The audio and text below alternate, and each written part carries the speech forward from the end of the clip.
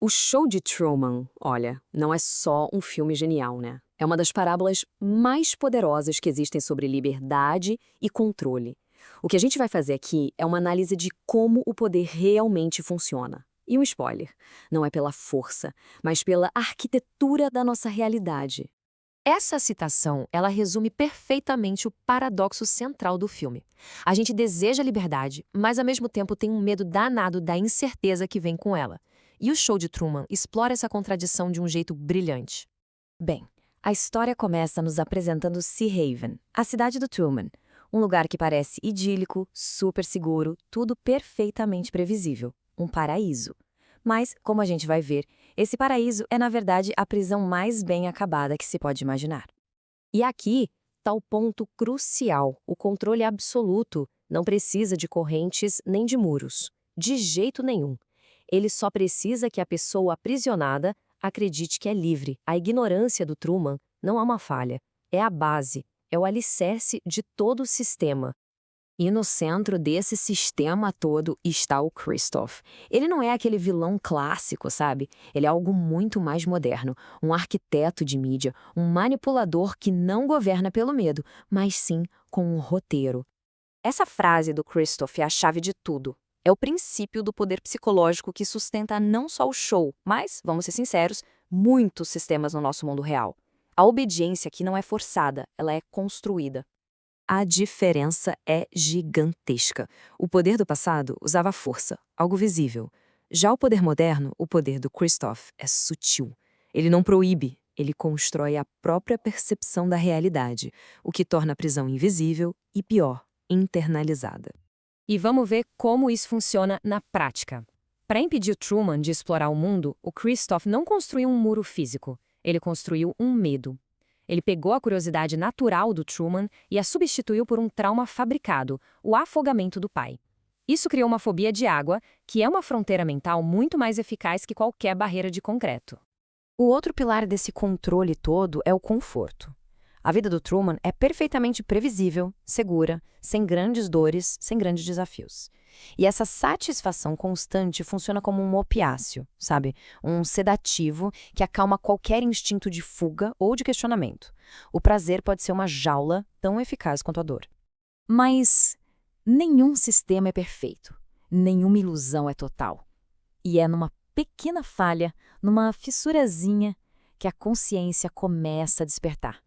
Vamos lembrar, o Truman vive anestesiado por uma rotina agradável.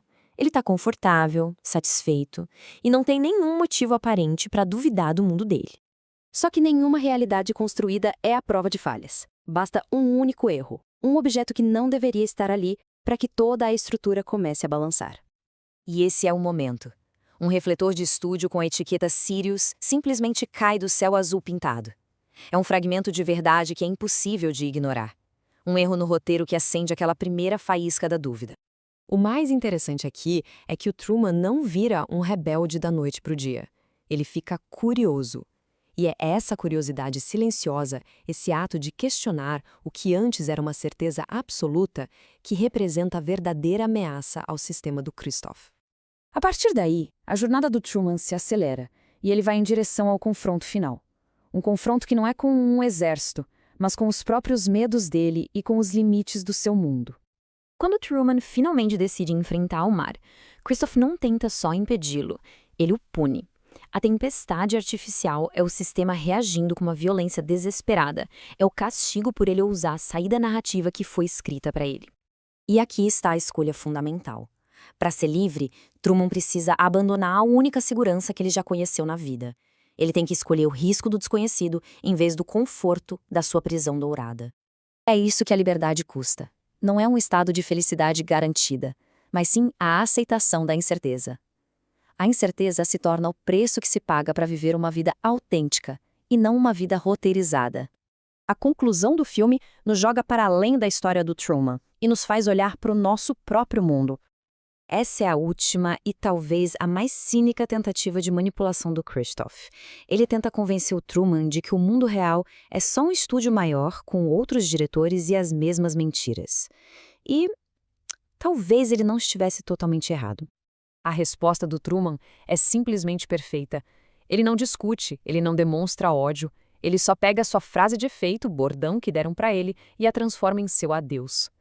É o momento exato em que ele retoma o controle da sua própria narrativa. Truman não vence destruindo o Christoph ou o estúdio. Ele vence de uma forma muito mais simples, se recusando a continuar no papel que lhe foi designado. Ele sai de cena. Essa é a subversão final. Não é lutar contra o sistema nos termos dele, mas simplesmente abandoná-lo. Isso tudo nos leva à reflexão final.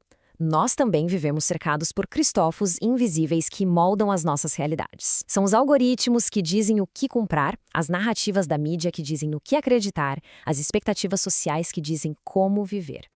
A lição mais profunda do filme, para mim, é esta. A liberdade não começa com uma grande fuga espetacular, mas com um pequeno ato de percepção. Começa no momento em que a gente percebe que as paredes, mesmo que invisíveis, existem. A consciência é o primeiro passo para encontrar a porta.